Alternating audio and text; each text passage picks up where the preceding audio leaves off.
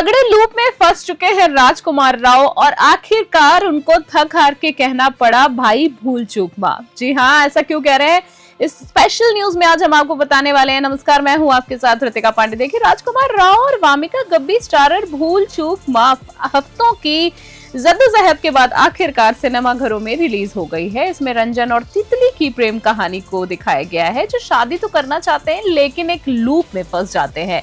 अब वो लूप क्या है, इस वीडियो में देखिए। आप देखिए, अगर आप इस फिल्म को देखने के लिए मन बना रहे हैं तो पहले आपको हमारा ये स्पेशल रिव्यू देखना जरूरी है। इंसान की ख्वाहिशों का अंत नहीं है। हम सब के अंदर ढेरों ख्वाहिशें भरी हैं, लेकिन हर चीज जो हमें अक्सर सोचना भूल जाते हैं वो होता है जो भगवान श्री कृष्ण ने खुद कहा था कि कर्म करो, फल की इच्छा मत करो। हमें फल चाहिए, कर्म को हम करना ही भूल जाते हैं। ऐसे ही बड़ी सोच रखने वाला शख्स है भूल चूक माफ कर रंजन तिवारी यानी राजकुमार राव। उन्हें सरकारी नौकरी और एक खूबसूरत छोकरी दोनों एक साथ ही चाहिए। यह खूबसूरत छोकरी कोई और नहीं बल्कि उसकी गर्लफ्रेंड तितली मिश्रा है यानी वामिका गब्बी है। रंजन को तितली चाहिए और तितली के पिताजी को सरकारी नौकरी वाला दामाद। रंजन के घर वाले तो फिर भी मान जाएं भाई, लेकिन तितली के घर में खासकर अगर उनके पिताजी की बात करें यानी मिश्रा जी यानी जाकिर हुसैन और जीजा जी को रंजन बिल्कुल भी पसंद नहीं। उन्हें चाहिए सरकारी नौकरी वाला दामाद और रंजन की सरकारी नौकरी तो भाई लग ही नहीं रही है, इसलिए उनका ब्याह भी तितली से नहीं हो पा रहा है। एक रात भागने की कोशिश में पकड़े जाने पर रंजन के सामने तितली के पप्पा शर्त रखते हैं कि 2 महीने में सरकारी नौकरी पाओ और बिटिया को ब्याह कर ले जाओ, और अगर नहीं कर पाओगे तो अपनी प्रेमिका के ब्याह में कुर्सियां लगाने तो आना ही होगा। इस फिल्म में रंजन की हर मुसीबत का हल दूसरों को ही ढूंढना होता है। रंजन जो तितली से बहुत प्यार तो करता है, लेकिन उसकी प्रेम कहानी को कायम रखने में भी तितली के ही एफर्ट्स ने उसको जिंदा कर रखा है। इस फिल्म में सोचते सोचते रंजन को भगवान भोलेनाथ से मन्नत मांगने का आइडिया मिलता है।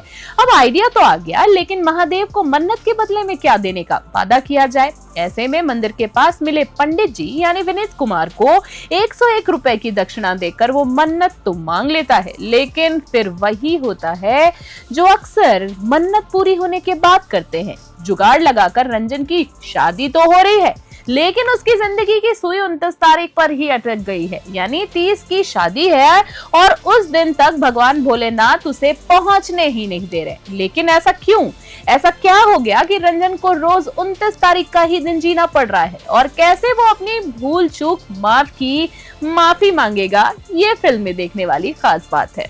ट्रेलर में देखकर जितना लग रहा है कि राजकुमार राव यानी रंजन के किरदार में उससे ज्यादा बेहतर है रंजन, क्योंकि रंजन के हर इमोशंस को राजकुमार ने एकदम बखूबी पकड़ा है। ऐसा कम ही होता है कि राजकुमार राव अपनी परफॉर्मेंस से दर्शकों को इम्प्रेस ना कर सके।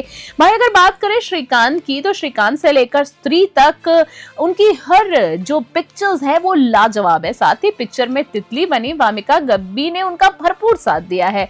तितली एकदम चुलबुली और पगलैट सी लड़की दिखाई गई है, जिनके रोल को वामिका ने बखूबी निभाया है। उनकी बड़ी बड़ी आंखें और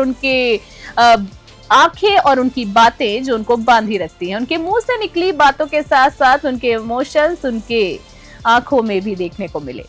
इस पिक्चर में ढेरों सपोर्टिंग एक्टर्स ने हिस्सा लिया है। रघुवीर यादव से लेकर सीमा पहावा, जाकिर हुसैन, इश्तियाक खान, जय ठक्कर, संजय मिश्रा, विनीत कुमार, अर्चना शुक्ला और धीरेन्द्र गौतम जैसे बढ़िया एक्टर्स इस फिल्म का हिस्सा है। सभी ने अपने किरदारों को बखूबी निभाया है। डायरेक्टर करण शर्मा ने भूल चूक माफ को काफी अच्छे से बनाया है। फिल्म की ताकत इसके डायलॉग्स और किरदारों के बीच की जुगलबंदी है।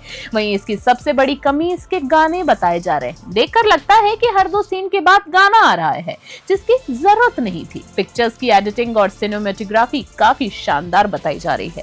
इस फिल्म में आपको बनारस की गलियां और उनके लोगों के बीच का अपनापन देखने को मिलेगा, जो आपको बिल्कुल बोर नहीं होने देगा। और सबसे बड़ी बात, 121 मिनट की भूल चूक माफ फुल ऑन फैमिली एंटरटेनर बताई जा रही है। हालांकि इसमें हर फिल्म की तरह कुछ कमियां हैं, लेकिन फैमिली पिक्चर है तो आप देख सकते हैं। साथ ही अगर आप इससे कुछ कमियों को इग्नोर कर देते हैं, जैसे कि इसके बार बार गाने आने को और इस तरह की कुछ कमियों को इग्नोर कर दें, तो आप मूवी को काफी अच्छे से एंजॉय कर पाएंगे। तो कैसी लगी आपको बॉलीवुड की मजेदार अपकमिंग भूल चूक माफ कर रिव्यू कमेंट करके हमें जरूर बताएं, तो हम फिर आपको दिखाएंगे कि क्या कुछ नया चल रहा है फिल्मी सितारों की दुनिया में। Special desk news 21।